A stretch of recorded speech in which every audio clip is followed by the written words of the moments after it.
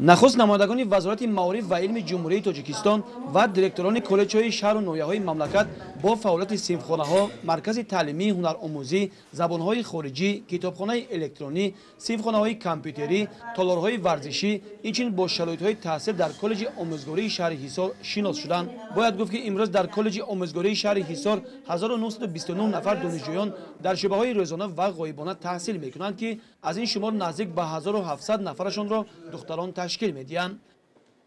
ба мо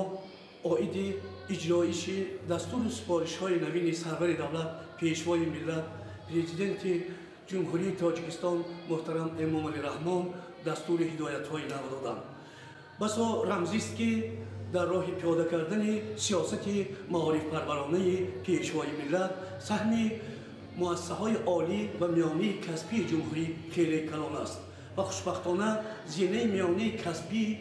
ҷумҳурӣ низ дар роҳи тайёр намудани мутахассисони ҷавобгӯи соҳа саъю кӯшиш ба ғарб медиҳад. имрӯз аксар проблемаҳое ки дар ин шӯро дида шуд ба ҳамаи соҳаҳою муассисаҳои миёнии касбӣ дахл дорад ва мо аз он хулосаи зарурӣ баровардем ва ман аминам ки баъд аз ин шӯро аксар сарварони таълимгоҳи дар инҷо ҷамъ доштанд барои истифода бурдани ин дастуру супоришҳо роҳнамои худ мекунанд.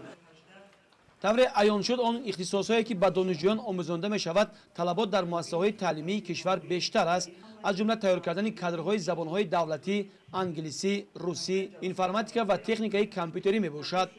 маъмурияти коллеҷи омӯзгории шаҳри ҳисор ҳамаҷониба баҳри тайёр намудани мутахассисони миёна, ҳамчунин баландбардоштани сифати таълим ва тарбияи шогирдони соҳибмаърифат ва тандурусту боистеъдод саъю кӯшиши бештар намуда як қатор корҳоро дар оянда ба нақша гирифтааст.